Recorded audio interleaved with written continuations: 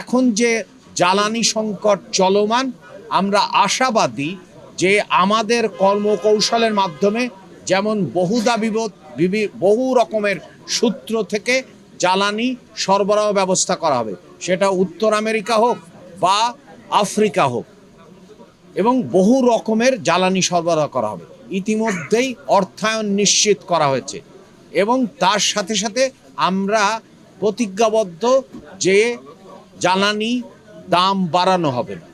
সেই জন্যে আমরা আশাবাদী বাংলাদেশের ক্ষেত্রে, যদিও বিশ্বের সব দেশেই অর্থনীতির উপরে একটা বিশাল রকমের চাপ পড়েছে এই যুদ্ধ এবং জ্বালানি, তবে আমরা সচেষ্ট আছি যাতে করে বিনিয়োগ পরিস্থিতি এবং আমাদের ঘর গৃহস্থালিতে বিদ্যুৎ সরবরাহ থাকে। ক্লিংকার বেশি থাকলে সিমেন্ট বেশি খাঁটি। আনোয়ার সিমেন্ট,